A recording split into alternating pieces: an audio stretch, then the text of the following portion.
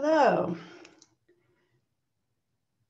I am Margot Weiss, and I am a white woman with medium-length brown hair. It's grown long in the pandemic time, and red cat-eye glasses, and I'm wearing a black open-neck shirt with a red stone necklace. And I'm so excited to welcome you tonight to this amazing panel. Thank you so much for joining us. This panel is being brought to you through a joint collaboration between Wesleyan University, where I am an associate professor of American Studies and Anthropology, affiliated faculty in Feminist, Gender, and Sexuality Studies, and coordinator of Queer Studies,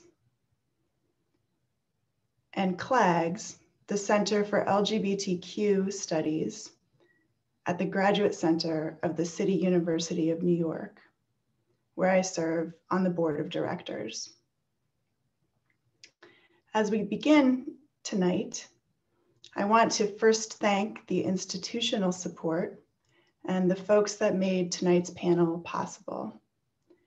Wesleyan's Departments of American Studies and Feminist, Gender, and Sexuality Studies, Accessibility Services, and the Divisional Dean's support for our Disability Studies course cluster. And I think actually some of the Wesleyan students who co-founded that cluster with me might even be here tonight. I saw on Facebook. I want to thank Laura Borman for her administrative support. And I also want to name and thank my co-conspirators, Laura Westengard, Associate Professor of English at New York City College of Technology, and my fellow CLAGS board member. And Laura organized this event with me and will be moderating the audience Q&A. I also want to thank my Wesleyan research assistant, Oriana Ullman, who is monitoring the chat and doing some tech support behind the scenes, and also Yasmina Sinanovic, the CLAGS Director of Development and Finance, who is monitoring our Facebook live stream. As we get started, some accessibility notes. You'll see our amazing panelists' bios in the chat, as well as the link to the real-time streaming transcription provided tonight by Amy and Wendy. To access the streaming text, enter the URL into any computer or smartphone browser, and we're putting that in the chat right now, so you can access that. Carly and Rodney will be doing ASL interpretation throughout tonight's event. And we will be dropping relevant links into the chat, but please use the Q&A function to ask questions of our panelists. If you have any issues or questions as we go, please reach out in the chat and we'll do our best to accommodate. And now I will turn it over to the CLAGS board co-director, Devanush Dasgupta.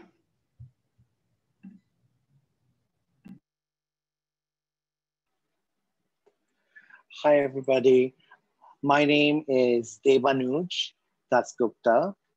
I am the board co-chair for the Center for Lesbian, Gay, Bisexual, Transgender, Queer Studies, also known as CLAGS, at the Graduate Center, CUNY. I am also assistant professor of feminist studies at the University of California, Santa Barbara. Today, I'm very honored to welcome all of you to this very important event and a set of scholars and activists whose work I really admire. Today's conversation and the sort of stellar constellation of scholar activists who aptly represent what CLAGS is. So founded in 1991, we are the first university-based LGBTQ research center in the United States, supporting cutting-edge scholarship and activism in LGBTQ studies. We are committed to public accessibility, creating public programming around queer and trans studies and activism that is available for free to the public. So for that, we also need your support. As you know, these are trying times for any public university system, and you can contribute to programming, you can contribute to the CLAG's budget by, and I just want to quickly say, right now our fundraising drive is primarily to support undergraduate and graduate student scholarships. So as Ariana Ullman has put up on the chat box right now, you can click on the chat box, and I'm going to do that with you. And it's donate to CLAGS, www.gccuny.edu, support the GC program donations /CLAGS donation. It's a link. I encourage you to contribute to us anywhere between $25 to $100, whichever is affordable. Your money helps us in keeping public programming around queer and trans studies during these precarious times open to public. So thank you for being here today with us. And I look forward to listening to everybody today and learning a lot. Thank you. I turn it over to Margot now. Thank you so much, Debanush. This panel today had somewhat modest beginnings. I first began thinking about it in connection with a small first-year seminar that I'm teaching right now, earlier today, in fact, on intersectional queer studies called Social Norms, Social Power. The course explores intersections of queer and trans disability studies alongside race, settler colonialism, neoliberal capitalism, and more. And I knew I wanted the students to read Leah Lakshmi Piepzna-Samarasinha's memoir, Dirty River, as the final book in the class. I think those students are watching, actually, right now. The event has scaled up a bit, of course. Our 500-person webinar sold out this morning, and there are folks watching on the Facebook live stream. And this is due to CLAGS, of course. It's through CLAGS that we were able to bring you this amazing conversation today. In May, as Laura and I were thinking together, and this panel was taking shape, we were in the midst of the Black Lives Matter revolts, and knowing that half of the Black and brown people murdered by police are disabled. And the pandemic, of course, the endless pandemic, which brings to the fore the work of disability justice activists like Stacey Milburn Park and the No Body is Disposable Coalition fighting against ICU care rationing. So when we thought about who we most wanted to hear reflect on the intersections of Black Lives Matter, COVID, and queer disability justice, our dream was to hear from our two speakers today, Leah and Sami. Leah Lakshmi Piepzna-Samarasinha is a queer, disabled, non-binary femme writer, performance artist, freedom dreamer, and disability and transformative justice movement worker of Burgher, Tamil, Sri Lankan, Irish, and Roma ascent. She is the Lambda Award-winning author or co-editor of 9 books, including with Ejeris Dixon, Beyond Survival, Strategies and Stories from the Transformative Justice Movement, Tonguebreaker, Care Work, Dreaming Disability Justice, Bridge of Flowers, Bodymap, Dirty River, a queer femme of color dreaming her way home, and The Revolution Starts at Home, Confronting Intimate Violence in Activist Communities. A lead artist with Sins Invalid since 2009, they're on the organizing team for the Disability and Intersectionality Summit, and the 2020 winner of the Lambda Literary Foundation's Jean Cordoba Prize in Lesbian Queer Nonfiction. Leah has been at the forefront of disability justice organizing for 25 years. In her writing, poetry, performance art, and movement organizing, Leah tells the stories and shares the brilliance of disabled queer and trans people of color, of femmes and abuse survivors, mixed race, and diasporic South Asian folks, working always towards transformation. I was first introduced to Leah through their powerful performance in Sins Invalid, their searing words, quote, "What would it take for a river that polluted to be loved? What would it take for us to know our bodies beautiful, to wash them clean? No, not washed clean. What if our working class, fucked up, chronically ill, sick survivor bodies, beautiful, just like they are," end quote. Sami Schalk is an associate professor of gender and women's studies at the University of Wisconsin-Madison. Her research focuses on disability, race, and gender in contemporary American literature and culture. Schalk's first book, Body Minds Reimagined, Dis, with parentheses, Ability, Race, and Gender in Black Women's Speculative Fiction, Duke University Press 2018, explores how Black women writers use non-realist genres to reimagine the possibilities and limits of body minds, challenging our understanding of the meanings of disability, race, and gender. Schalk's next project focuses on disability politics in Black activism in the post-civil rights era. She identifies as a fat, Black, queer, femme, disabled, cisgendered woman. She can be found on Twitter, and we're going to put her Twitter in the chat, and also on her website, which we'll also put in the chat, samischalk.com.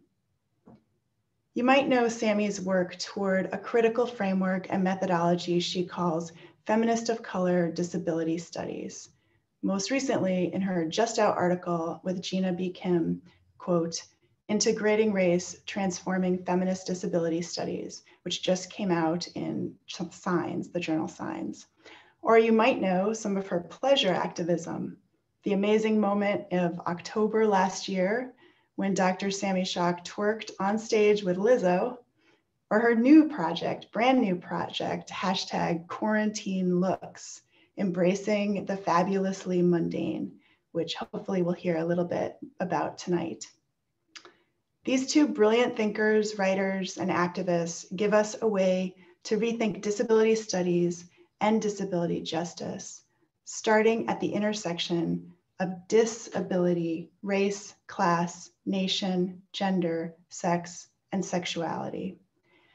A way that centers the long history of activist work and social movements that have created new forms of interdependence, relationality, and political solidarity, and perhaps most distinctive and so terribly needed right now, that never bypass sex, pleasure, and joy as central components of our work and lives. I took the title of our event tonight from a recent Truth Out piece that Leah wrote called, quote, To survive the Trumpocalypse, we need wild disability justice dreams.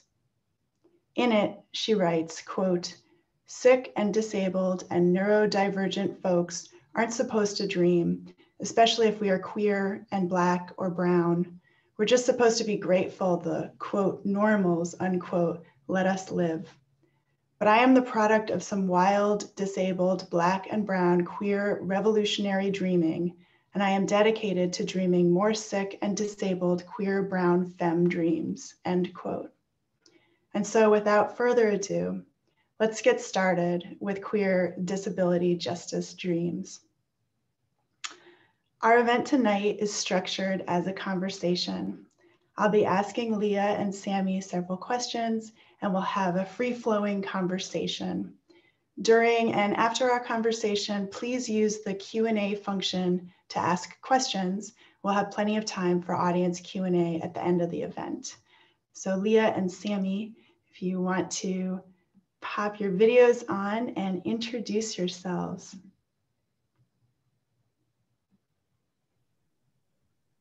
Hello. Hello. I'm Sami. I am a Black woman wearing a space jacket, I guess is the way I would describe it. It's silver and very shiny, and then it's got like crisscross lines all down my arms, and I have glitter on my face, and I have temporary hair dye and glitter in my hair because I had an event earlier today where we were talking in fabulous outfits, and I just left all this glitter on my face. So that's me. Hey, I'm Leah. I use she and they pronouns. I'm a light brown, mixed race Sri Lankan, Roma, and Irish non-binary femme. I like to describe myself as just another aging, middle-aged, mixed race autistic punk. I have curly brown and purple and gray hair on one side of my head and an undercut on the other. And I'm wearing a diklo, D-I-K-H-L-O, or traditional Roma scarf, untraditionally around my neck because I woke up with a sore throat. And I'm speaking to you from my bedroom in South Seattle on traditional Duwamish territory, D-U-W-A-M-I-S-H. And I'm so happy to be here. Awesome. Thank you both so much for being with us tonight. So we'll get started with a question that kind of shaped the panel as we were thinking about it, which is, given the ongoing police brutality against disabled, brown and Black, queer and trans folk, how can we think about intersections of disability justice and Black Lives Matter? What are the strategies and practices that are working? What have we learned? How can we theorize from the present moment, take into account past disability justice work? I'd love to know your thoughts, both of your thoughts on that big set of questions.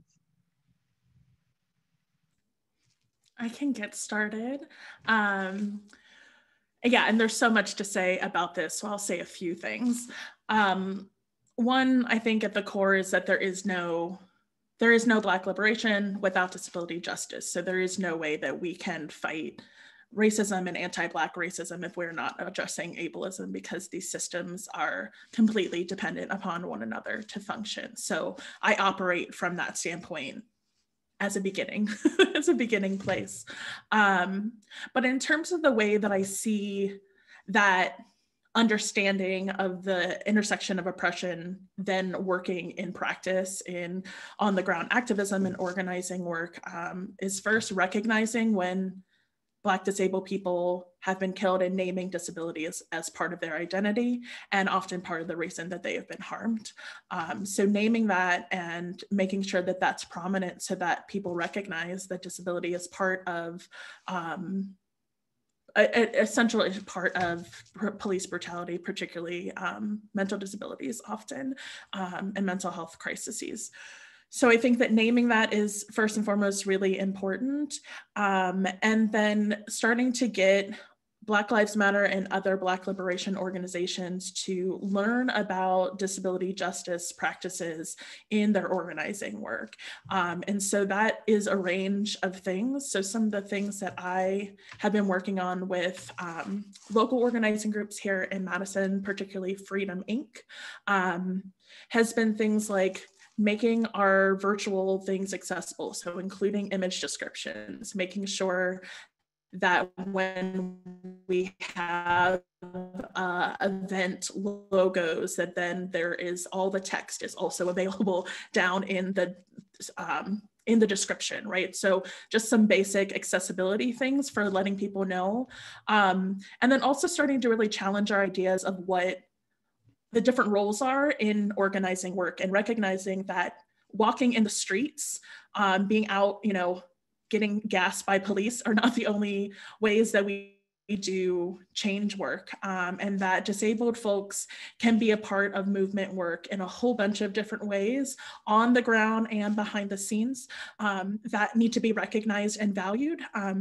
in a lot of different ways. So here in Madison, when we were having the uprisings and protesters were being gassed every night, those of us who it was not safe for us to be out during a pandemic and having unknown chemical substances sprayed at our faces, not possible for us.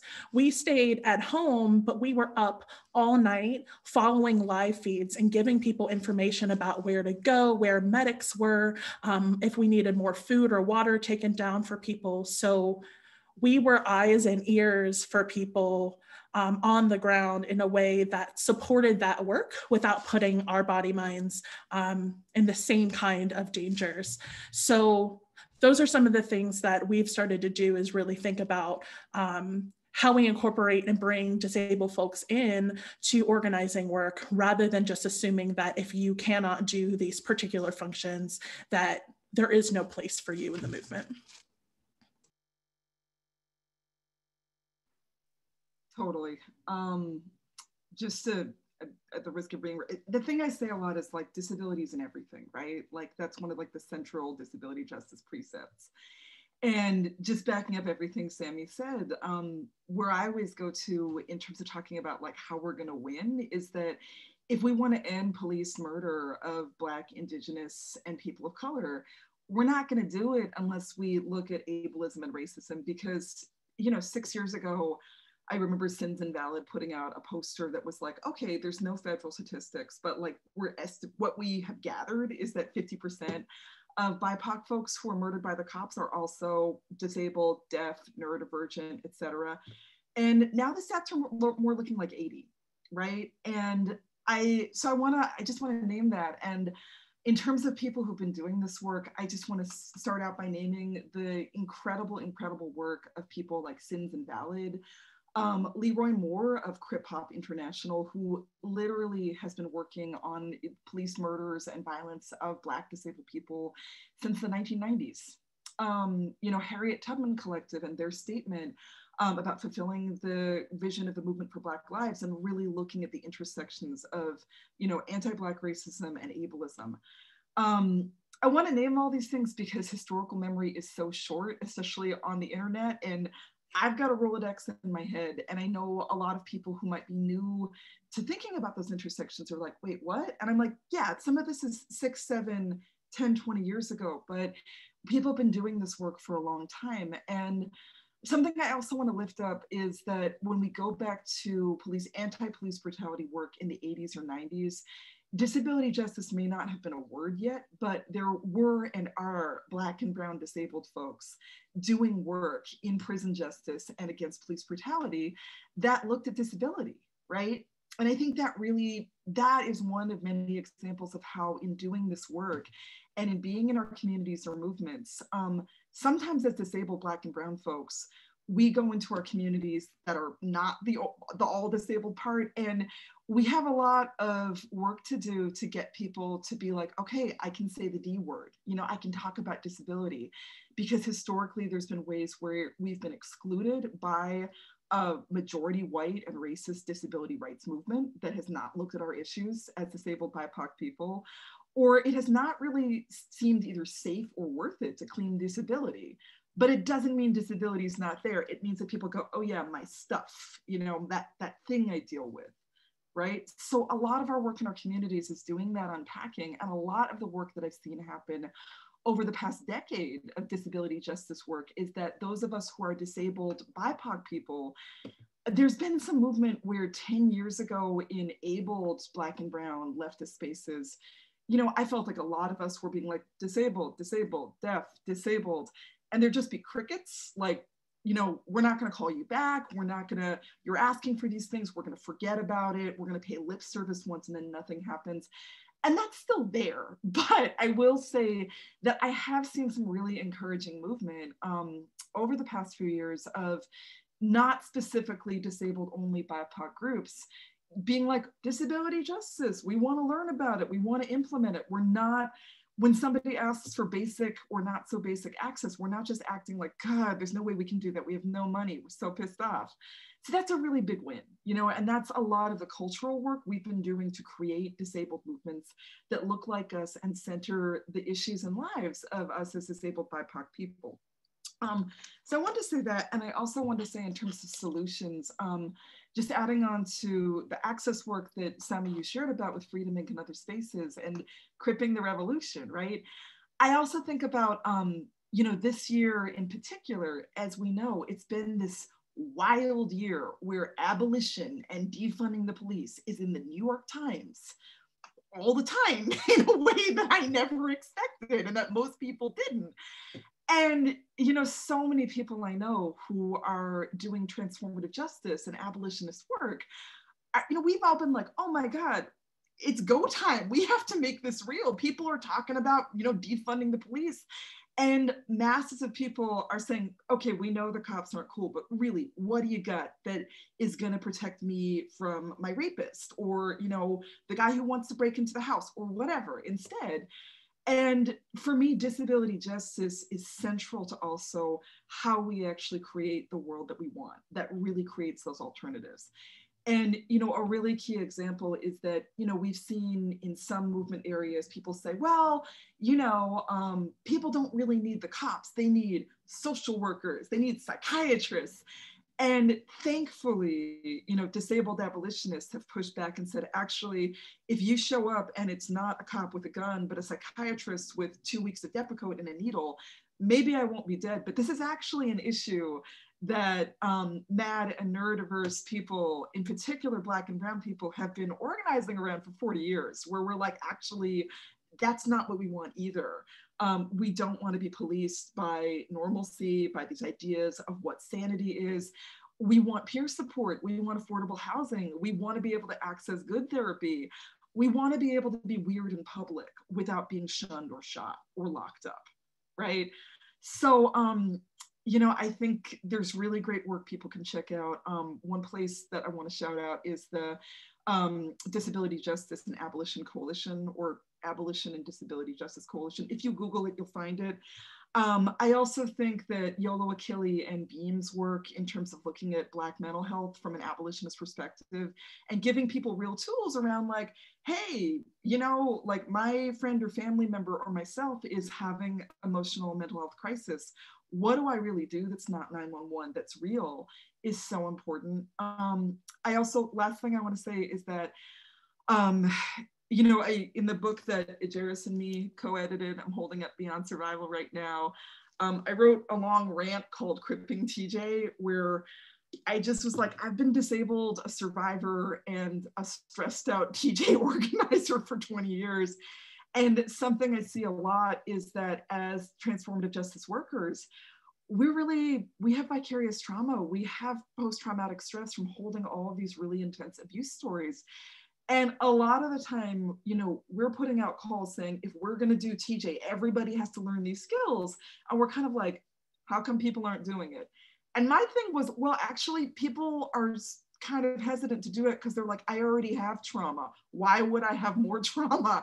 So I think really looking at the ways mad and neurodiverse and disabled people have so much disabled skill in figuring out how to hold and be resilient in trauma is so important if we're going to make this movement take off. And last but not least, I really want us to keep really talking about, again, not forgetting about disabled people, but being like, oh, so there's a whole lot of ways to be a disabled survivor, you know? And if we're really creating alternatives and dealing with violence, we can't just be this like hangnail of like, oh yeah, some people have those weird bodies or minds, and I guess it affects their abuse story.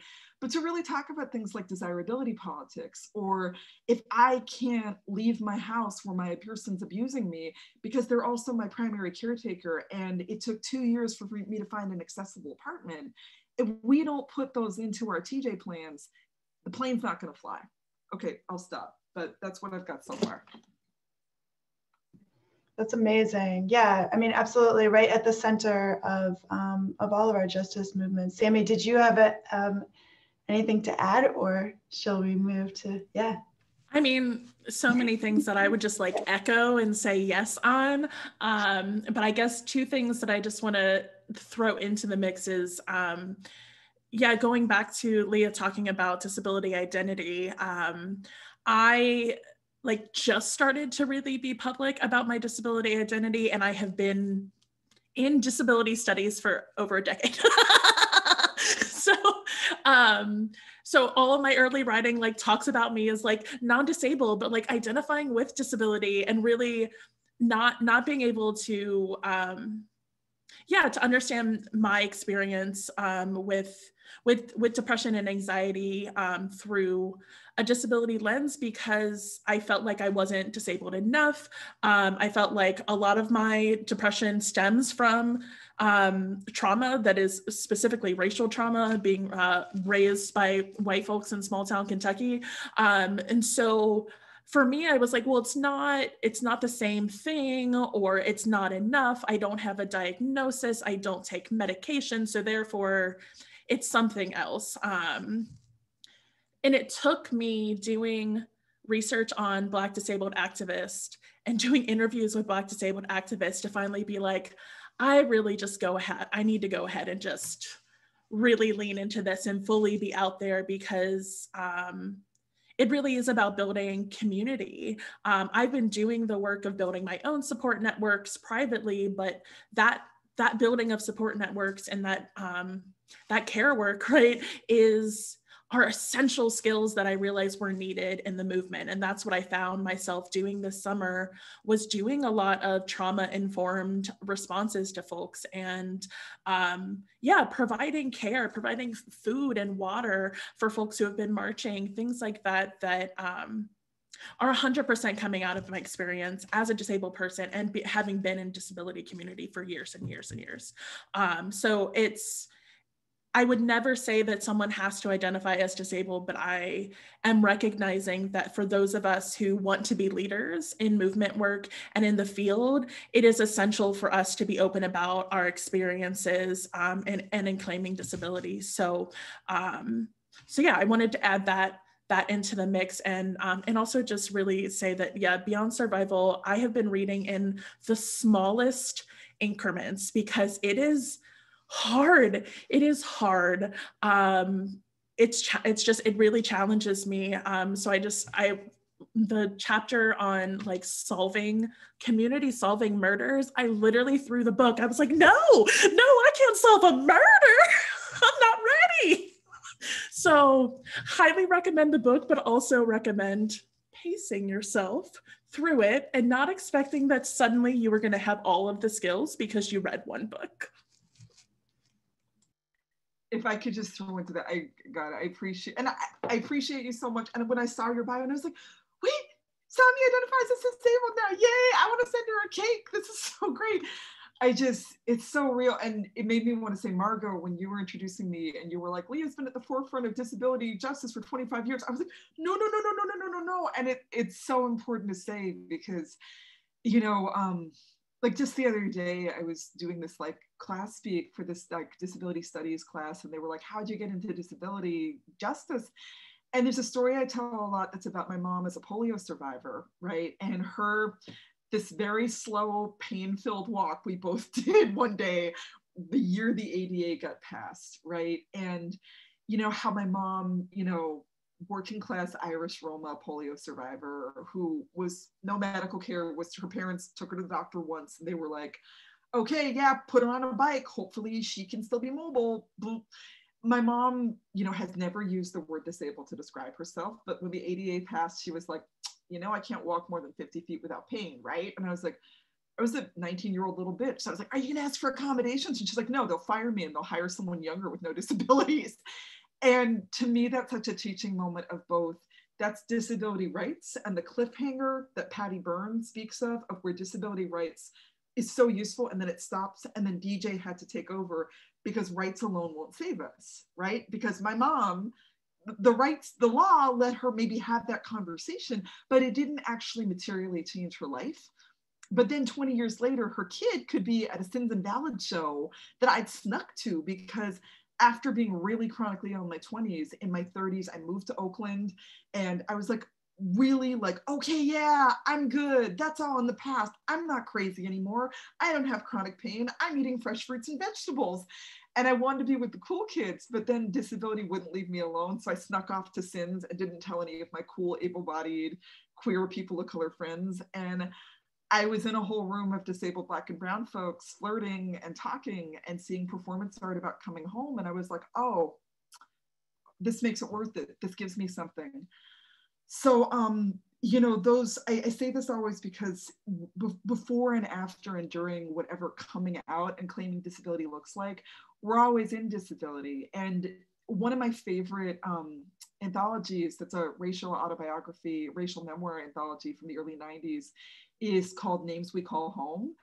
And to me, I just want to say I've been thinking a lot about what does it mean to shift the idea we have, you know, of disability as this medical, you know, identity that a doctor has to give you to a name that feels like home to us. And that feels like such the work of DJ for me, that like, and it's something that I see in Black and brown community spaces where I see more and more people, because of our work, you know, all of our work being like, okay, I looked at all this autistic Black and brown Instagram and I finally was like, okay, I count. I'm gonna claim this name. I'm gonna claim my people. And once you claim and start finding your people and yourself, so much more power becomes possible, right? Yeah, that's fantastic. I want to go back to those community spaces that both of you are referencing and ask you to sort of continue thinking about that. As I know both of you have been involved for a long time in mutual aid work and activism during this past year of the triple pandemic, right, of white supremacy, COVID-19, climate change, but also you have longer histories of building those kinds of disability communities. So, you know, can you speak to the ways you've brought or witnessed disability justice principles to that work, the mutual aid work, but also maybe ways that disability, that mutual aid projects play into ableism and complicating that dynamic? I'd love to, hear a little bit more about that.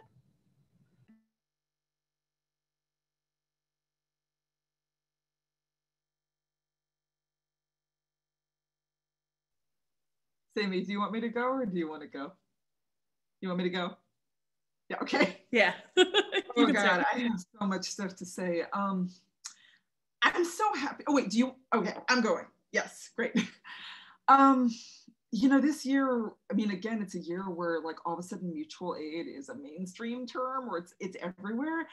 And it's so complicated to me because, you know, I mean, well, first of all, I want to say I get really pissed off when people in this current wave say mutual aid, and they don't acknowledge the disabled roots of it and all the disabled work and brilliance and science and histories and lineages of it. And I get pissed off about that both because I feel like it's so important to name disabled genius and labor and not erase it. And also because I don't think that we'd have any of the mutual aid projects we do without disability work in terms of collective care. And also I think that if you don't have understandings of disability justice and access in your mutual aid, it's doomed to fail. And I'll explain what I mean by that. I mean, first of all, I just want to say that, I mean, I came up partially as a young political radical in anarchist and anti-authoritarian spaces where we did say mutual aid, you know, we would quote Gramsci and Kropotkin and whatever. And those were also spaces that when I first got sick when I was 22, nobody was bringing me soup. No, people were like, why didn't you send out all the mail to the prison newspaper? And I was like, I crawled to the bathroom today. And people were like, oh, you're sick? Oh, haha, yes, sick, sure. And then that was it. So I think I want to name that there's a real history in political radical communities, yes, of collective care, but also of ableism and of like, well, you're not militant if you can't keep up with, you know, last week I was like, yeah, it's like anarchist 5K, you know, it's like the 50-yard dash, right? And then when one of the first places that I witnessed disabled collective care was when I was still living in Toronto, and Loree Erickson, L-O-R-E-E, Erickson, E-R-I-C-K-S-O-N, who is a white, queer, physically disabled femme, you know, who'd immigrated from small town Virginia to Toronto and couldn't access state care, has this very long-running care collective because she needs help with daily care, with transferring and toileting and all the things. And her care collective brought so many people into those collective care skills in the Toronto community because it was fun to hang out with Laurie, and she trained so many people in how to do personal care work. And in a lot of the finer points of how complicated it is to give and receive care well in a way that feels safe. And having said that, Laurie's white, and I was watching her and I was like, this is cool, but I was like, I could never let anyone see my house when it's dirty and I can't do the dishes.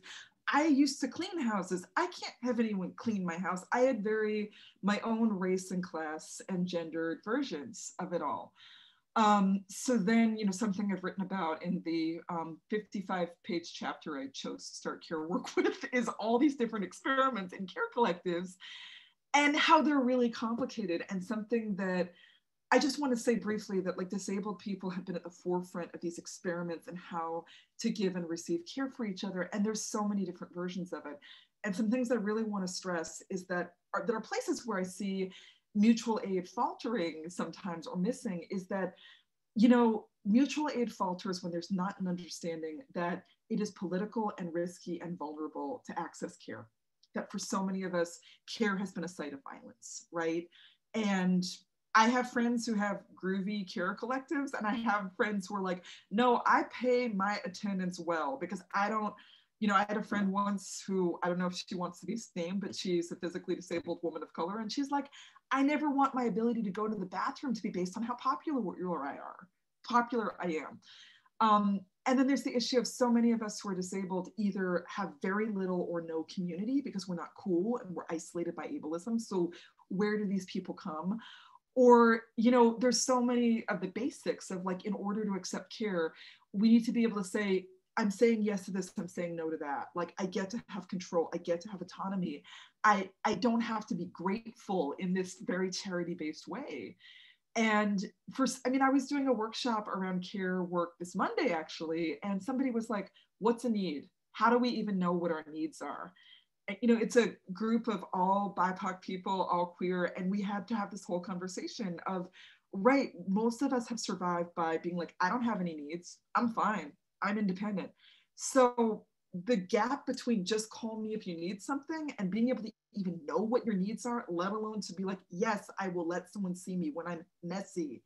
That's a huge gap, right? And, if you're gonna, and it's bridgeable, but it takes work to be able, it takes all these different little disabled micro steps to be like, this is a need and it's okay for me to have it. And these are the conditions under which I can ask for it and receive it.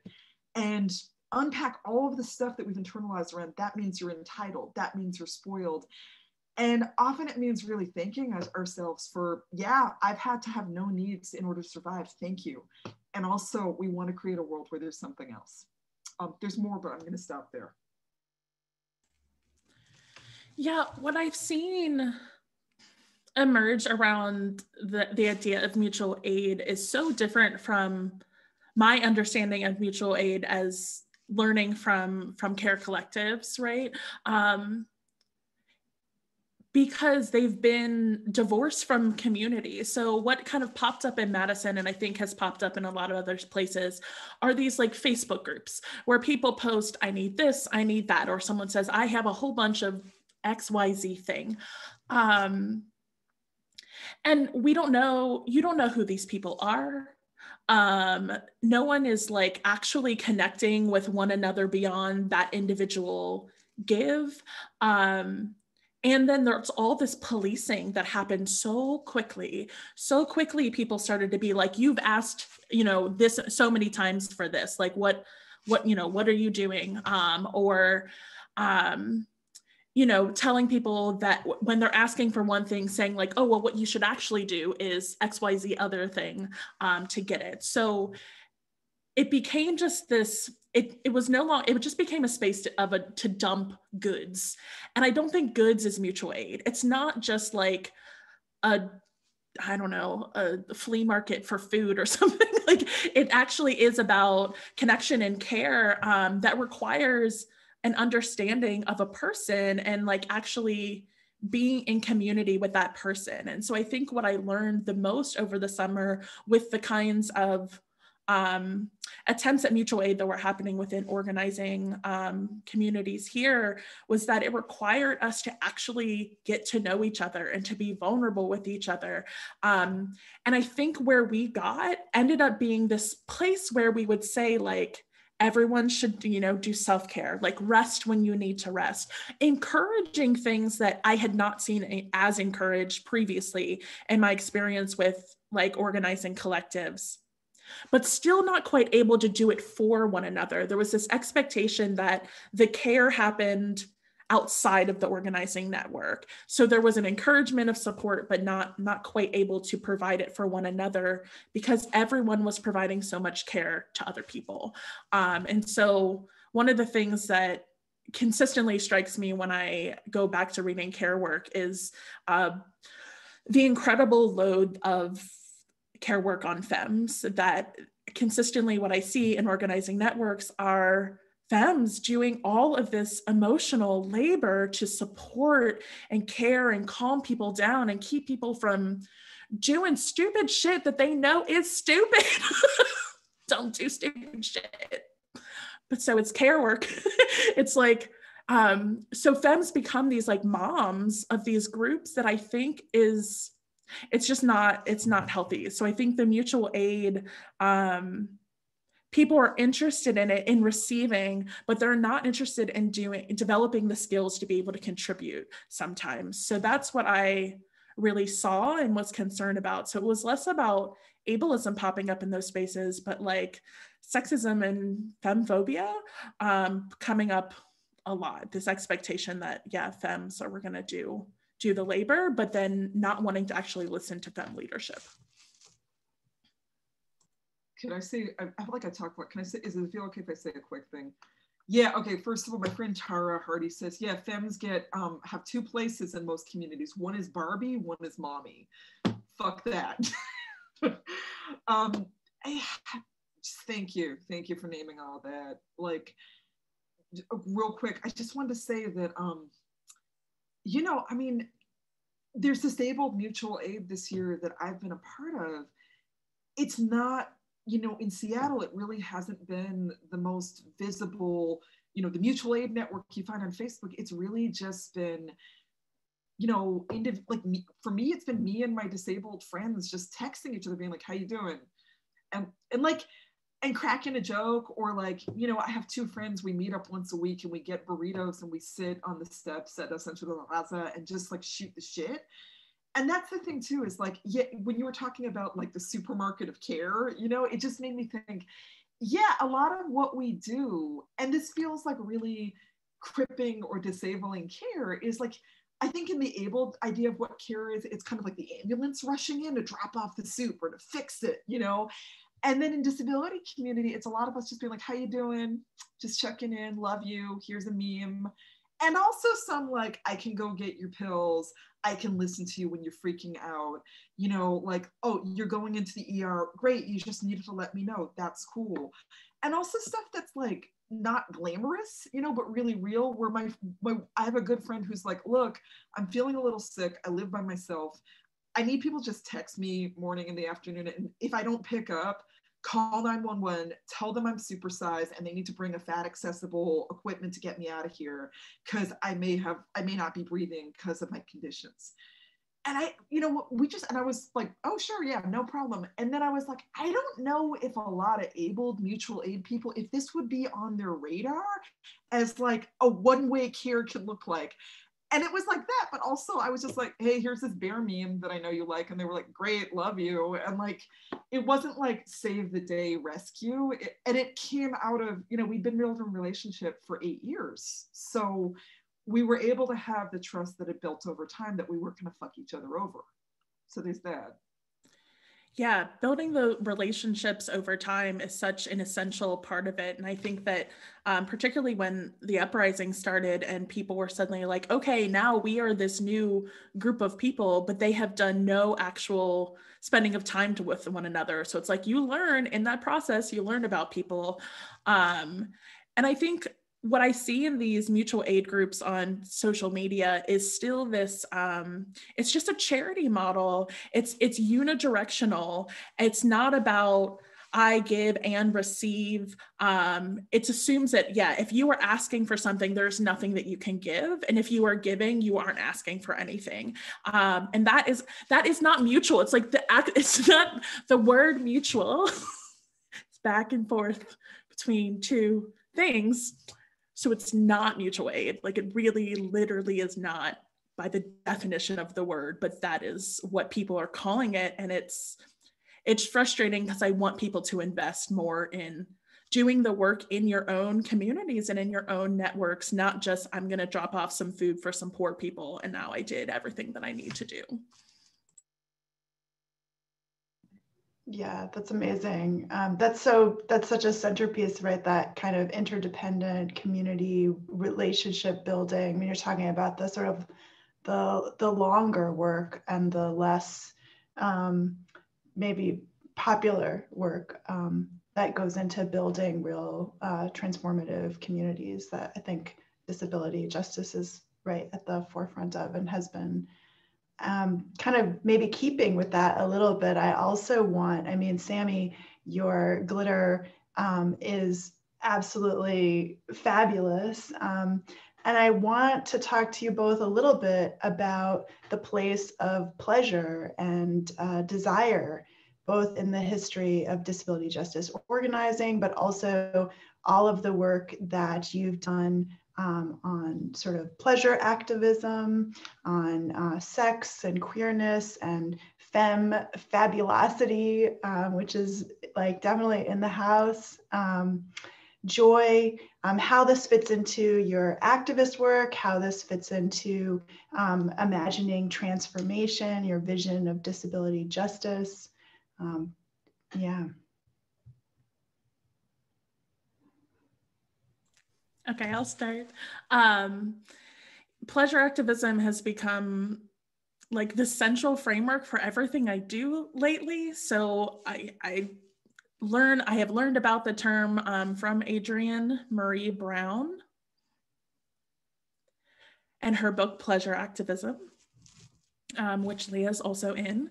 And the concept of pleasure activism is that, one, pleasure is political, and that marginalized folks have our pleasure most denied, most policed, and that having access to pleasure is part of our seeking liberation, that pleasure is the point. Pleasure is freedom. And that in order then to kind of bring that into liberation work and movement work, we need to make movement work pleasurable and joyful. And so that is something that I've really been leaning into in a couple of different ways. So I'll just talk about some of those things, I guess, as a start for this part of the conversation. So one, I did these quarantine looks during the lockdown. I was dealing with a pretty severe depressive episode at the beginning of the lockdown. I had just like gone through a breakup and then the world shut down and I live alone. And I was scared and depressed, and I started wearing these outfits to just cheer myself up. And so I would put on like a full-length gown to go check the mail, because why not? Because no one's going to see me. It's the only time I'm leaving my house. So I would just wear these things. And people seemed to enjoy it. So I did it for a while and posted the pictures on social media. And it was a way for me of really grappling with the depression in a moment where I needed to bring myself joy, and I was the only source of it, right? Like, it is just me in this house and something has to happen. But it was also, I had this fear of getting sick and like dying alone in my house, you know, as someone, again, who like lives alone and has other conditions. So I also felt like it was a way of indirectly being like, still here, still alive today, friends, don't worry. That I was like, you know, if you don't see me post for a while, like people will notice at least. Like, so it was this way of trying to make sure that people remembered I exist, you know, when so many people were invested in figuring out their own lockdown situations as they should be. On the other end of that, I've been really working on bringing joy to activist work. So I like to dress up when I go to marches and protests. I wear like my sparkliest mask. And then I've also been involved in organizing some events that are about bringing joy. So there was a drag march here in Madison where a bunch of folks dressed up in drag and they marched through the city, and then they had a drag performance on the steps of the Capitol, and it was beautiful. So many young queer folks of color just taking up space in public and being like queer as fuck and loud as fuck the whole time. And that to me that's it. Like, I want a world where this can happen all the time, and it doesn't have to be because somebody fucking died, but we just want to be here and take up space, and it's safe for us to do that. So bringing joy into liberation work is about drawing people in, but it's also about reminding ourselves why we're doing the work, because we deserve freedom and we deserve pleasure. And so we have to access it as much as we can. So especially right now where everything is on fire, it's all on fire.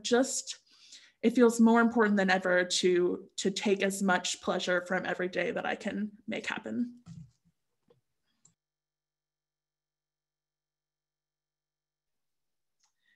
Yeah, so many things. I just want to start by saying that I think it is profoundly important and revolutionary as disabled people, as disabled Black and brown people, to be like, there's a lot of pleasure in disabled lives.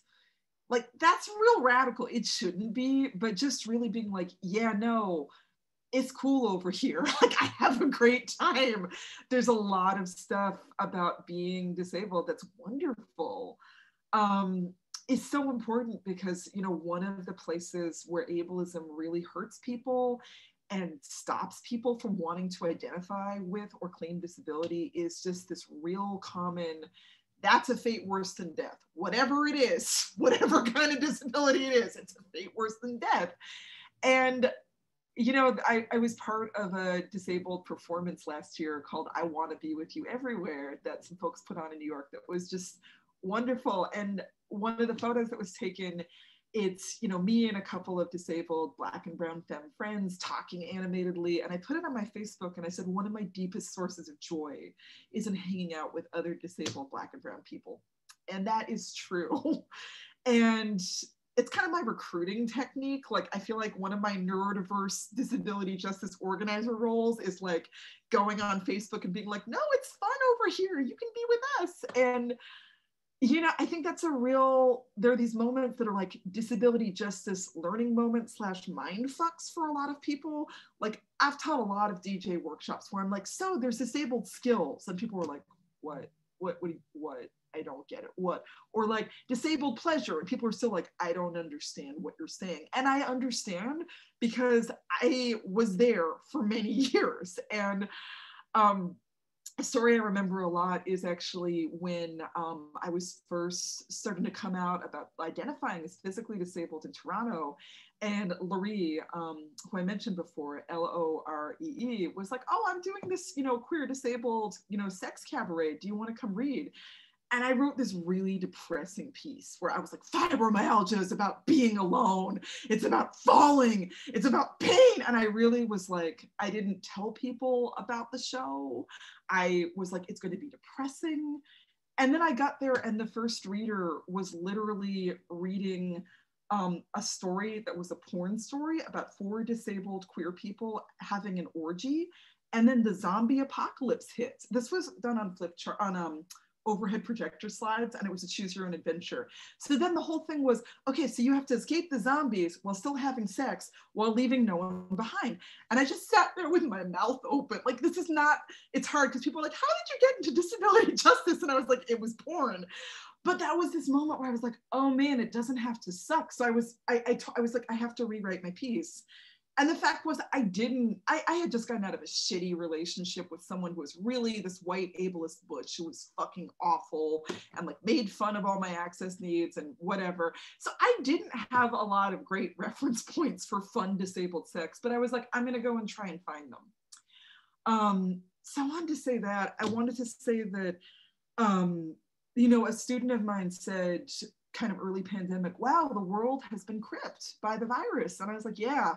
And it's been something, I mean, I think a lot of disabled people have been saying that and experiencing that. And I have a bit of a different experience with having a home-based life than I think, Sami, you were speaking to, which is that, like, I mean, don't get me wrong, there's been times where I'm like, oh my God, I'm not in a good place, especially when I was alone with my cats for a couple months this summer and Stacy had just died and I was really struggling. But I actually have gotten a lot of joy at having a home-based life that builds on the very home-centered life that I've been having for years as someone with chronic pain. And, you know, in fact, like, I'm not saying this is everyone's experience and I want to make room for all the complexities, but, you know, I'm someone who for years has made a chunk of my living by flying and going to different travel gigs. And it's something that with enough ice packs and ibuprofen, I can barely do. And as somebody who's a walkie in community, for years I've been like, I have, you know, non-ambulatory friends and comrades who just, they don't get on planes because the airline's gonna break their wheelchair, right? So I was like, no, this is, you know, we would talk about it. I'm like, I'm gonna take my little cane using ass on Delta flight, whatever, and we're gonna Zoom you in, or I'm gonna speak about your work and raise money. But, you know, increasingly as a middle-aged disabled person, I started popping joints last year. I was in a lot of pain and it just wasn't fixing. And then this year, my knee just healed because I don't have to get on the planes and it's all Zoom all the time. And, you know, my version of like disabled fashion choices was me and my partner bought this pair of pants, they're sweatpants that Eddie Bauer makes that are lined with Sherpa fleece. And then they bought 2 more pairs and now I'm just buying them for all my friends. And I'm just like, I can just wear these like desperately comfortable soft pants at all times and present on my work and be in community and not feel like, oh, I've got to put the dress on, you know, that it's not necessarily the dress I would wear in an everyday basis. So there's a lot of soft pant joy and there's a lot of, again, this is a lot of ways as disabled people, I feel like we have skills to make the harder parts of isolation better, because as Eli Clare, who's a participant right now, hi Eli, wrote about in, I will send a link to the pants. Oh my God, I want Eddie Bauer to give me money. But you know, I remember in Brilliant Imperfection, his book, Eli has this one bit where he says something like, you know, we struggle with isolation and we also get used to it and we make peace with being isolated. And from that, I was like, right, isolation is both a knife, it's hard, and there's also ways where as people who are homebound, you know, there's that meme where it's like the abled out there dying in restaurants versus the disabled reaching towards each other on the wide, wide internet. There's a picture of people embracing each other. And I'm like, yeah, we know how to do that. And that's joyful and that's keeping me alive. I'll go find the link to the pants and stop talking now. But yeah, and joy comes in all forms, not just sexual. I want to say that too, because I love disabled sex, and Sins has gotten rightful pushback where people are like, hi, how about the asexual community? And it's like, yeah. And there's a lot I could say about cripping sex and about how disabled sex and sensuality is so real and brilliant. And it looks real different than abled sexuality. And I just want more depictions of that out there in the world. Okay, I'll really stop and find the pants now. Yeah. I just wanted to say that, you know, as a person who, so I have been like in disability communities for a while. I took a disability studies class when I was 19. And then I started going to the Society for Disability Studies conference in 2008 and was immediately just like openly welcomed into disability community there. And so even though it was hard for me as someone who also travels a lot for work and like had a long distance relationship, so I was used to bouncing all around, it was hard for me to suddenly be at home.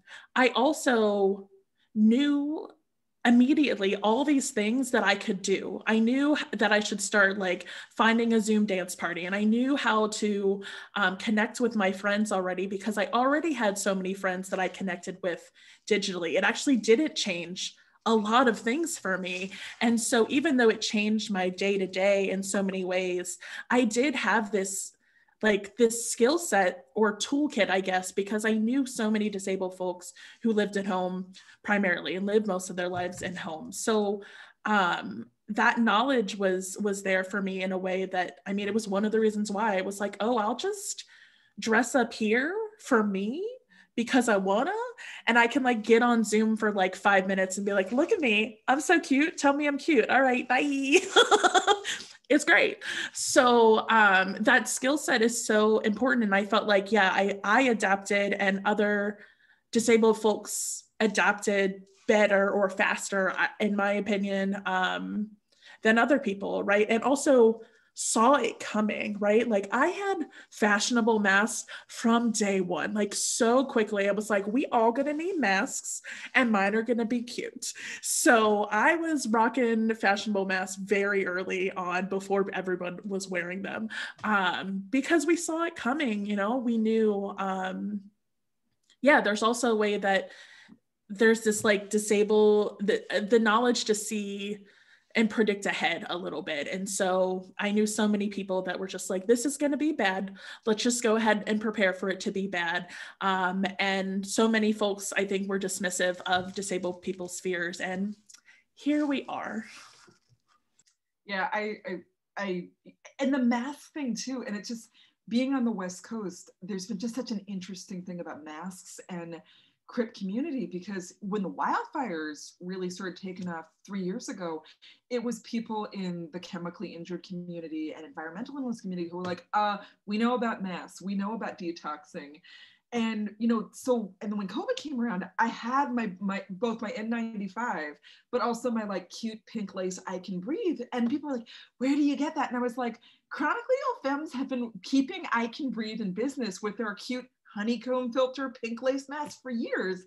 And I felt like part of, again, like my non-Christian evangelicism was I would like do Instagram posts wearing my mask when we were being mocked and gaslit and told, oh, it's all on your head, you know, just, you know, use hand sanitizer. And people were like, oh, okay, I can wear it if it's cute.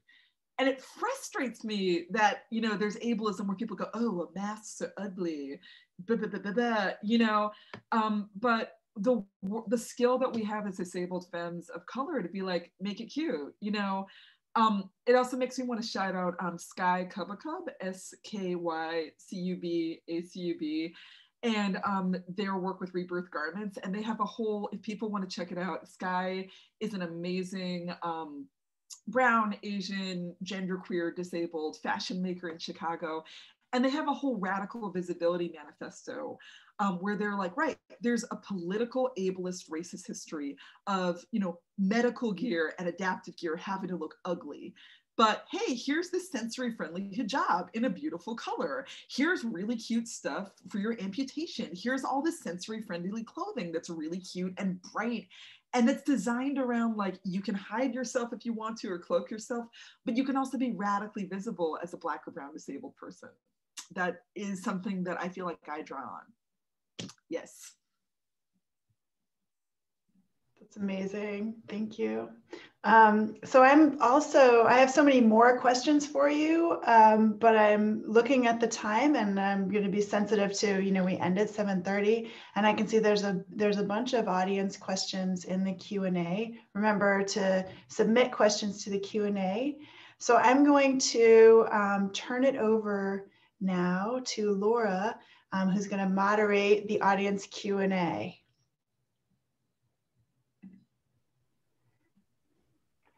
Hello, I'm Laura, you, she, they pronouns.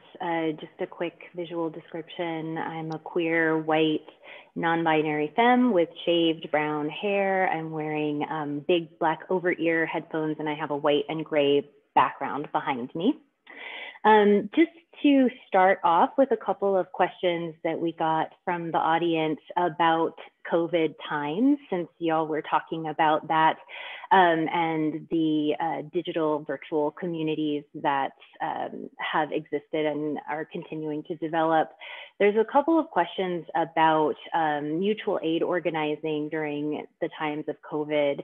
So given that online platforms tend to be depolitical and unidirectional, how can the internet be used to facilitate the type of mutual aid work that you've been talking about?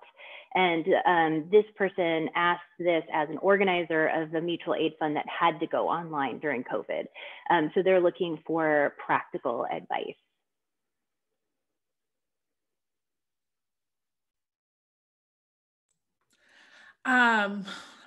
So can you say it again? I'm sorry, it was a lot of words. I think people are asking how they can best do mutual aid work during the COVID era, given the current parameters of these virtual spaces that can tend to be depolitical and unidirectional. Yeah. I think part of it is making direct connections. So a lot of these groups, it's kind of like an open enrollment. And I'm like, you actually need to talk to people and vet people. Like you were asking to be in a kind of intimate community with someone, and not everyone's needs are going to mesh. Like access needs can mesh, all kinds of things, personalities might not mesh. And so part of it is getting to know people. I think people often want to start with structures, and I really feel like it's important to start with the relationships and think about like, okay, this is a person that I want to be in community with and mutually support. So then like, who else do we know and are we bringing in slowly, rather than kind of externally applying some sort of structure onto how people should be in community. So I think that that's one thing that I would suggest, and that also requires people to know and be able to articulate their needs, and that is something that sometimes people are not quite ready to do. So are you also able to do the work to help people get there? Do you need people to like get in therapy first? So it really is about getting to know individual human beings first and foremost. Totally. I want to push back a bit on the language of, oh, the internet is depoliticized in one way. I don't think that always has to be true. Disabled people love the internet. I mean, I don't think we'd have DJ in some ways without the modern internet, because we were all in our houses finding each other. And I guess just some role models I want to throw out is that there's I've experienced a lot of pre and during COVID disabled for disabled mutual aid. And some of the qualities of it are, in Sick and Disabled Queers, which is a Facebook group that my friend and comrade Billie, Billie, Rain started over 10 years ago.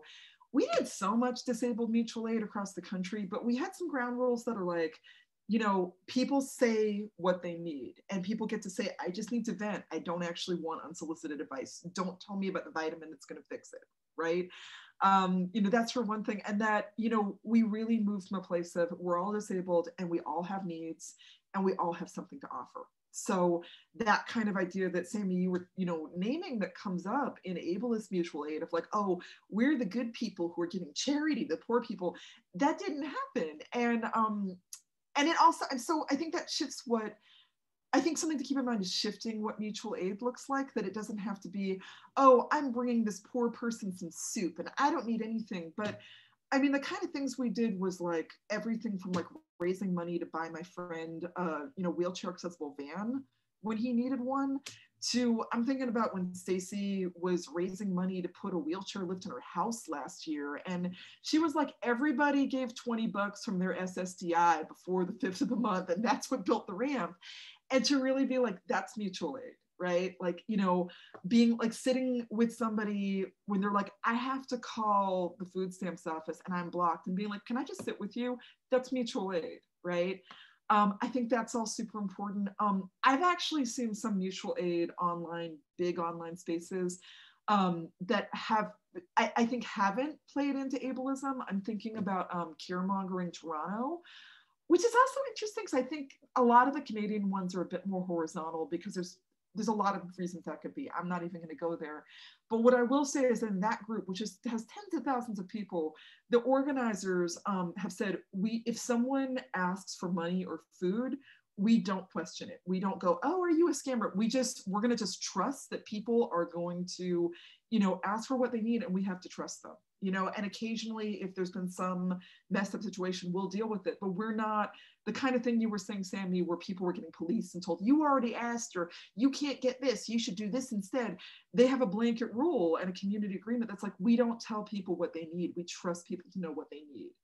So I think those are a couple things. I threw a couple of resources in the chat. One is my friend Rebel Sydney Black's document pod mapping for mutual aid during COVID. Rebel is a multiracial Black agender person and organizer who lives in Portland, who does amazing work with the Portland Disability Justice Collective. And I really like the way, if you go to the document, they break down mutual aid's what we already do. It could be writing someone a letter in prison. They just give so many different examples of the way support looks. And then Elliot Foucault has their Surviving the Apocalypse Together workbook, which is a really great, just kind of workbook, playbook with a lot of things to think about for doing disabled mutual aid and being like, and Elliot put stuff in there about like, okay, that comes from their own experience having mental health disabilities, where they're like, I need the people who support me to know these things about what I need and what I don't need. And I also need to check in with them about what their boundaries are, what their limits are, what their needs are around caregiving, so it doesn't become extractive, right? So those are just a few places to start. Yeah, and just, it doesn't have to be a huge thing. It could be you reach out to your two disabled friends and you're like, hey, how can we support each other? And I think this dovetails with what you two are both suggesting. We have a question of, do you have any suggestions for finding disabled community for support? I am super isolated and really struggle with typing, which makes it even harder to connect with folks online. Yeah, I mean, so I would say if you have any local specific groups around identity issues. So in Madison, we have like Disability Pride Madison. So connecting through those folks. There are so many online groups and Facebook groups now to start making those connections. And if you are someone who doesn't type often or can't type a lot, like I think people are, particularly now, really open to just jumping on a Zoom call, like just having, or a non-video call if you don't want to be on video either. So I think getting in on some of those like groups that Leah was talking about on Facebook is one way of building community. I really like Twitter, so I'm there a lot, and I think disability Twitter is like pretty hoppin'. So, and you can get into specifics, like if you are interested in like, so if you follow like the actually autistic hashtag, right, you can connect with other autistic folks if that's your interest. So you can also get into more specifics, the Spoonie community for folks who are chronically ill and have chronic pain. So I would suggest starting there and then deciding, right, if your connections need to be primarily virtual, or if you are trying to find someone local, starting to kind of put that out there, like, hey, is anybody in this area close by, that sort of thing. But yeah, starting to build those relationships online, I think, is the place to do it. Yeah, totally. I would just add two things. One, I can type right now, but I can't type always. And when my wrist repetitive stress injury was really bad, I found that like getting a phone that had better voice to text than what I had was a lifesaver, because I could do more dictation. Like I was trying to use Dragon Naturally Speaking, and as people know, it takes a long time to train your Dragon. It was really challenging as voice to text adaptive technology. But I was like, oh, my phone's not bad.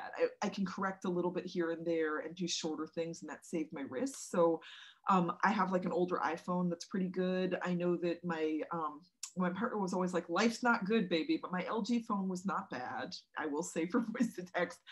And, I think in terms of like, sometimes you have to, you're gonna look at, you know, the hashtags or look at like my town Spoonie or my town disability on Facebook and there's nothing. And sometimes you have to actually create it. And so I really want to say, you might be like, I don't know anybody. How the hell am I going to gain community? But I've seen so many people, you know, feeling really similarly and starting something, whether it's starting an online group and being like, this is for everybody in X area who identify with disability, chronic illness, being autistic, etc. Or back in pre-COVID days, my friend had a thing called Crip Your Hangout, where they were just like, hey, everyone come over to my house or come to this coffee shop that's accessible and we'll just chill once a month. And even with COVID, I wonder about like putting up, you know, a piece of paper in a local coffee shop that's maybe contact free and being like, we're gonna meet in this park maybe, or something like that, or advertising the online group. And I just want to say, like, a lot of disabled people have been where you are in terms of being isolated. And a lot of us have, I would say most of us have broken our isolation, not always by finding an existing group, but by starting something that's what we needed in our community. It's hard, but it's doable.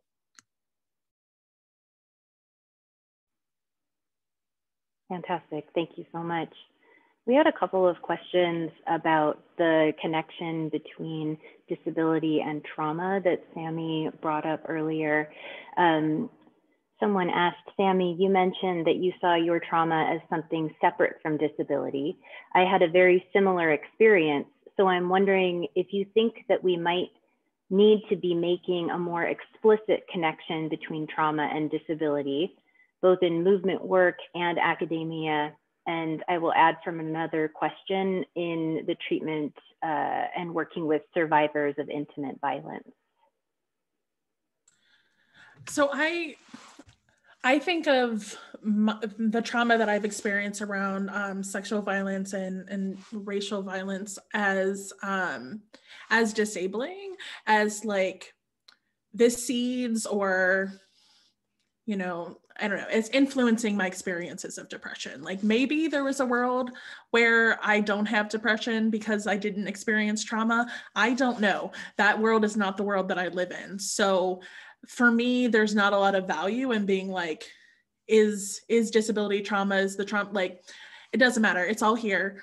It's all here now. So I just can like talk through it. But I think in my early experiences in disability studies, I felt like there was a real pushback from wanting to talk about trauma and disability because people don't want to assume that all disability is traumatic or that living with a disability in and of itself is traumatic, even as disability may emerge for folks, right? Your experience, you may be disabled because of a traumatic event. And so I felt like the inability to have those conversations in disability study spaces for me, it was one of the reasons it was hard for me to start identifying, because I was like, I don't want to conflate disability and trauma. But I think for some folks, disability comes from trauma. It just is a fact. And so I think that we need to have more ways of talking about that. And for me, what has come up in my research at least is folks wanting to talk about healing. And that's also something that I think a lot of disabled folks and people in disability studies have this knee-jerk reaction to the concept of healing, but it is essential for those of us who've experienced trauma to heal. And that doesn't mean that I won't be disabled anymore, right? Like I may still be disabled, but there is some healing that needs to happen. And maybe I will experience disability and depression differently the more that I heal. I feel like that has been the case for me as I've been on my like therapeutic healing journey and getting more into therapy. But that I don't think it's ever going to fully go away. It's just so. Yeah, I think it's really important for us to have these conversations and to allow people to have their own experiences of disability without immediately shutting it down because of the potential like negative associations, and to recognize that it's a process, right? Especially for folks who have like sudden and traumatic disabling incidents or accidents, right? There's a mental adjustment that has to happen. And so I like the term disability doula that folks have started to use to talk about people who will be there to support folks making a transition in their identities and in their body minds. make that a gentler transition and to make it easier for folks. So yeah, I think those are some of my thoughts on that. Yeah, totally. And so value everything that you said, especially that pushback from kind of more mainstream disability studies around like, we don't have trauma, we're great, you know, which, yeah, I mean, I get it. And also it doesn't really work as a long-term strategy. Two things I just wanted to shout out that one person who really, for me, was the first person I ever heard and may have invented the term crip doula was Stacey Milburn Park. And in our interview the interview that we did with Alice Wong at the Disability Visibility Project, Stacey talked about that a lot. And she also talked about it, I believe, in the interview that we did with each other in Cure Work. And she just had beautiful ways of talking about like, yeah, the whole shape and experience of how disability feels could change if there was, she's like, yeah, so giving birth in a Western medical hospital without a doula, it's a completely different experience than when you have the expectation of support. You know, if disability becomes like a normal life transition, or multiple disabilities do, and there's the expectation and language around, hi, we're here, we're gonna help bring you in, we're gonna explain how this works, totally changes. I also, yeah, if I can do that if somebody else wants to do that too. I also want to, not to toot my own horn, but I have a piece, my piece, Not Fixed, Not Over It, and you know, I don't know the name of my own piece. Not Fixed, Not Broken, and then Living a Life Worth Living Anyway. It's something like that. It's in Cure Work.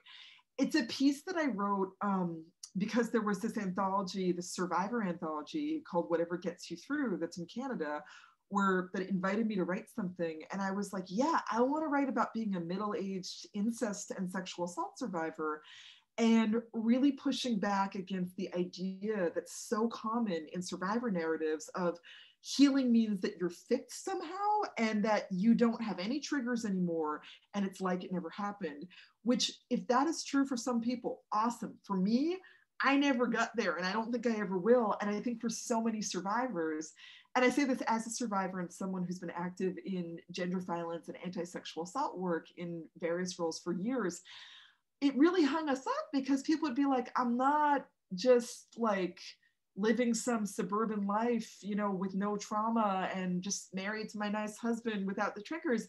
I'm still remembering my trauma. Does that mean I'm failing at survivorhood or healing? Right? And so I kind of tried to introduce this idea of like, if we bring a disability justice analysis to trauma, and we crip it, we introduce the idea that we can still have trauma, we can still be neurodivergent, and we can have more crip life hacks for how to hold it. And there's a vision of healing that's not about being cured or being brought back to normality. Right? And that also holds in it the idea that actually, as trauma survivors, we're good at some things and we have some skills, right? Which goes along with the idea of disabled skill, right? We're not just kind of this like, you know, broken toys on the island that it sucks to be. We actually have a lot of survivor smarts and strength and wisdom and life skills, right? Thank you for linking that. And I will type in the author that I'm talking about right now. Yeah, I want to add to that, that this idea that, yeah, that we can still, that we need a crip approach to trauma. I think another part of the way I think about that is that we don't put all of it onto the individual person, right? Just like we don't understand disability in general as a purely personal medical issue, right? We understand it as social and political. We also put trauma in that social and political context. We also fight for changes in the way that we handle sexual assault and understand it in our communities, right? And the way that we address it, so that everyone is more capable of supporting folks who have been traumatized, and having more trauma-informed whatever, all of the things. So I think that that's an important part of cripping trauma too, is to take it out of this sense of like, you personally go to therapy and you heal over there and then you come back to us when you're okay again. That's not how it works. And just some acceptance for like, it's okay to be crazy in public, which is something that crazy psych survivor, mad, nerdiverse people have been fighting for a long time, you know, on like the political level, the big law level, and also, one of the many things Stacey taught me was, I've had extreme panic attacks since I was 18, right? And I had to really cover it up to look like a competent brown femme who was already not being seen as competent, right? And, there was one time in one of, our teaching gigs that we did together where I had a huge ass panic attack, and I was just like spinning out like, oh God, I look awful. They're not gonna pay me. They're gonna fire me. And she just stopped me and she was like, so when I needed to take care of this access need with my ostomy bag in the middle of a training, I just go, hey guys, I have an access need. I'm gonna go take care of it. I'll be back. She's like, I don't even say what it is. She was like, do you think if you start feeling panicky, which is your fear in a training, you could say something similar? And that just blew my mind, because I had always just been taught, no, you need to cover it up to look like you're somebody, particularly as a racialized femme person that we're willing to pay money to, who's seen as smart, right? And it just opened the door for me to be like, oh, I can still be worthy of, as a teacher, as a trainer, as an educator, with panic. That doesn't wipe it all away. And that's creating room for me to not have to either be just fine or cancel. I mean, there's been times in my life where I have faked. There's one time I was like, oh, I was in a minor car crash. That's why I couldn't be on the conference call. I was having the crazy, right? And how much does it shift our organizing, our teaching, our community, when it's really okay for us to like be non-normative in public, and there's room for it, right? There's a whole lot of healing just in that, right? Just in making that room. And the work of DJ, in our centering of Black and Brown disabled body minds is, making room for disabled Black and Brown people to be crazy in public without being shot or shunned or whispered about, or, oh, I wouldn't date them, they have baggage, right? Just little things. That crazy in public thing came up for me when I was talking about my quarantine looks too, because it really does, it brings me joy to be sparkly, and like it becomes this thing where I pass myself in a mirror and I'm just like, oh, look at that, isn't that delightful?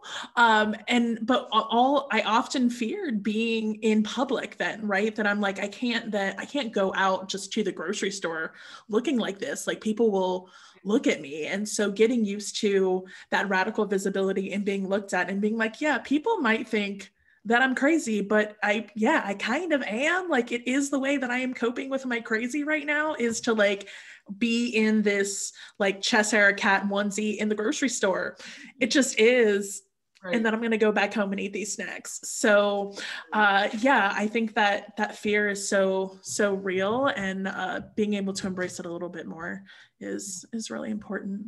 And having flexibility, because when you said that reminded me of like, when I was kind of coming out of my like early 20s, really intense, just, dealing with my abuse memories, hard time.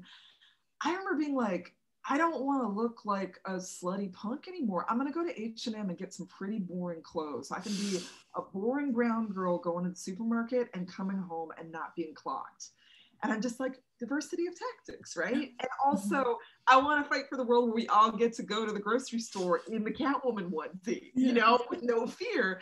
And there's such a possibility modeling that you're doing of being like, this is the future I'm enacting in the present, being you and your body, being like, I'm insisting on pleasure and femme maximalism and decadence. Yeah, right? Absolutely.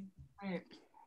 That leads to the final question. We're running out of time, we're over time, but we have one question that asks, what are the panelists' queer disability justice dreams for the next 10 years? So I would love to hear that. If you could just, give us a quick vision of the future before we wrap it up.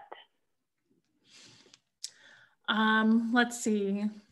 I want a world where there's universal healthcare. That would be great. And I think I want a world where we carry some of these lessons from the pandemic on, even just these Zoom events, like I'm able to do more now that I don't have to travel for them. And people I love get to see me talk. I go to these little colleges where these undergrads don't give a shit about me. they don't care. They're going for extra credit for class. But now, like, my friends and the people in my community get to see me do my thing, and I get to see them doing theirs. And so I hope that we carry some of these practices and realize how much accessibility benefits so many of us in ways that I think we didn't even realize, because people were forcing themselves into an ableist model of work. So I hope that work from home and online classes and all of these things carry over in different ways. Yeah. Yeah, I guess, why not go big? I want an end to the medical industrial complex, and I want reparations to everyone who survived medical abuse and violence and death, and their families, and experimentation, right? I absolutely agree. I want universal healthcare, and the "and" for me is like, I don't want just universal access to the shit pie, which is the current medical system. I want care providers to be trained by disabled people. Yeah, full stop. And that means, I mean, where to even start? No more medical stripping, no more, gatekeeping of access to treatments, drugs, pills, etc.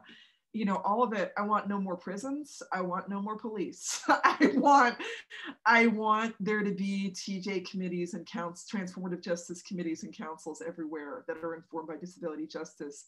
I want universal deep accessibility, and I want there to be the resources. So it's not just the neoliberal model of like, oh, if you want a ramp, you got to come up with the money yourself, but that like the government pays for that, or the collective pays for that. I don't know. I just wrote a short story that my friends, it's my second ever disabled science fiction story that my friend Cyrus Marcus Ware, Syrus Marcus, Marcus Ware, Ware, who's a brilliant Black trans disabled like artist and activist, and we've been friends for over 20 years, asked me to write that I just called There Are Disabled People in the Future. And I guess that's the thing too, it's radical to say that we exist in the future. My friend Quo Lee Driscoll, QWO-LIDRISKILL, who's a disabled Two-Spirit Cherokee poet and activist and academic, has a long quote I even go to where Z was just kind of decrying all of the ways in which, like the quote, the heart of the quote is like, right, in so many radical spaces, as disabled people, we're not even present in their visions of a supposed liberated future, right? So to really insist that we're disabled and joyful and vibrant, and that when autistic kids are born, everyone's happy, and not trying to gene edit us out of existence or torture us into not being autistic, right? Like, what are the possibilities that happen when that happens, right? Like, what happens when CRISPR is not used as a technology to eliminate disabled people from the future, but where we're seen as inherently valuable as who we are? The phrases that people like Patty Byrne and Aurora Levins Morales have said, where they're like, there's no one right way to have a body or a mind. What does that mean if that really is true in the future, right? And if we can start practicing that right now, that there's not the normals and everybody else, but that people come into the world and it's like, oh, what's this person like, right? Yeah, I think that's where I would start. Mm-hmm. Thank you so much to both of you, and to the audience for sending in your wonderful questions. I'm sorry we couldn't get to all of them, but we will be sharing all of your questions with the panelists. And I'm going to turn it back over to Margot to wrap up. Those are amazing future. I want to live in that future, absolutely. I just want to thank everybody here. Carly and Rodney, the ASL interpreters, Amy and Wendy, our transcribers, Laura and Oriana, and everybody also who has been putting so many great links and comments in the chat. It's been really nice to create a little bit of that community here tonight with everybody. And of course, most of all to our two amazing panelists, Leah and Sami. So thank you so much for joining us tonight and sharing your thoughts, and just wonderful to be part of this conversation. Thank you. Thank you. This was so nice. Sorry, Sami, this is the first time we've ever seen each other because I know. on the internet. I'm so thrilled to be able to share space with you, and I just want to be able to hang out with you in person, but I will hang out with you on Zoom forever until that. Yeah. It's so nice to actually, interact with you in real time and see your face. Same, totally. It's so, there's able people sometimes where I was on a panel with me and Lydia Brown and Katie Castrom, and the facilitator was like, oh, you guys have never met mostly in person? And we were like, no, we're disabled, people of color. Yeah, I still have not met Lydia in person ever, not once. It'll happen someday. Thank you so much to everybody for their labor putting this on. This is so great. Yeah, thank you. Thank you. Also, we will be posting a link to the recording on the CLAG's YouTube page. So if you want to review it, it'll be up in, well, I don't know, maybe a week, something like that, with a full transcription. So great. Thanks everybody so much, and have a wonderful rest of your evening. Bye.